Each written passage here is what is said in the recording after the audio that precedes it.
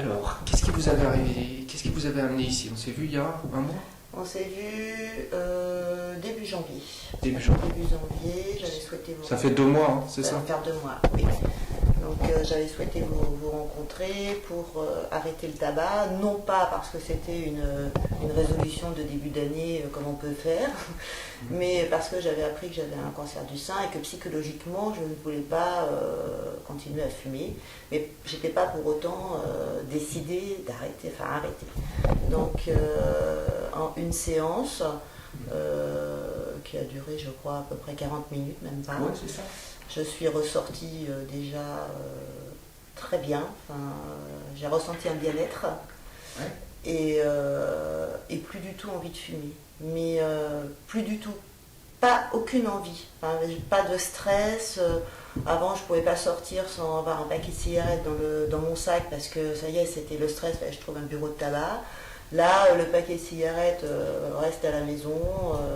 Il est là sous mon nez et franchement, je ne ressens absolument pas. Vous fumiez depuis longtemps? Ça faisait 30 ans que je fumais. 30 ans que je fumais à peu près, pendant longtemps j'ai fumé 2 paquets par jour, après j'ai fumé 1 paquet parce que bon... Vous avez dû voir avec cette méthode que vous pouvez voir des gens fumer, ça vous fait plus rien? Ah non, plus mais rien. Ça ne me fait pas envie du tout. Non, ils sont à côté de moi, c'était justement mon angoisse. Je disais, bon... Il va y avoir des soirées avec des gens que je connais très bien et qui sont tous fumeurs.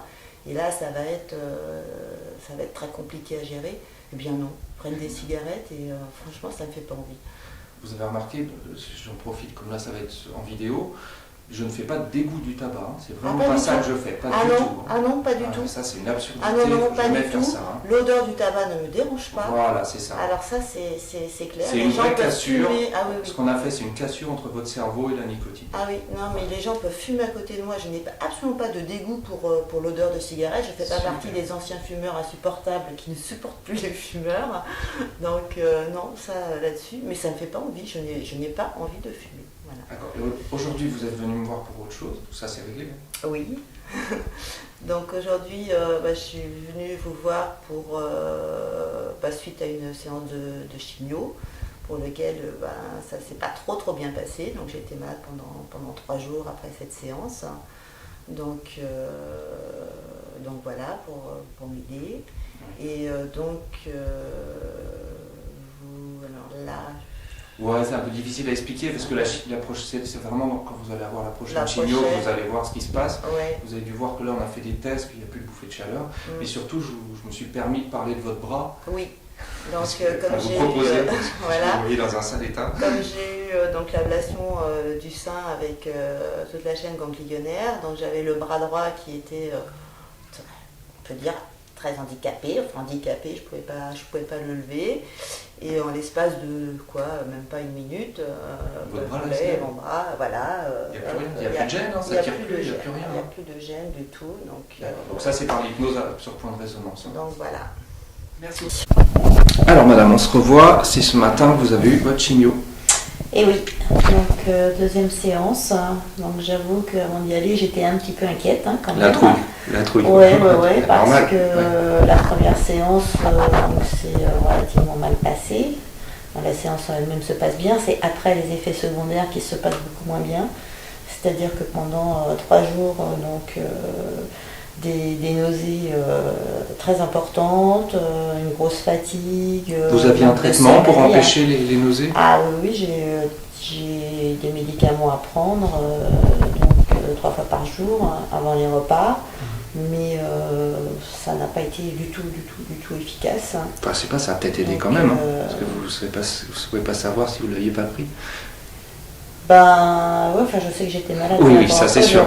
Ça c'est sûr. Non, mais on peut pas être sûr que ça peut être efficace. Parce que, oui, peut-être que ça pourrait être pire, c'est ça. Oui, effectivement. C'est possible. Donc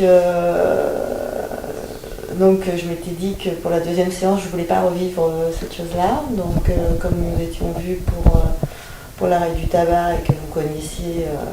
J'ai inventé quelque chose de spécifique pour supprimer complètement tous les effets de la chimio en une séance. Donc là, comment ça s'est passé? Comment ça se passe? Donc on s'est vu, on a déjà fait une séance. Et puis là, donc ce matin, j'y suis allée. Ouais. Et là, on se revoit. Et là, franchement, c'est dommage parce que j'aurais pu venir vous voir le lendemain de ma première séance. Ouais, ça aurait été pas mal, ou la veille, même, ça aurait été mieux encore.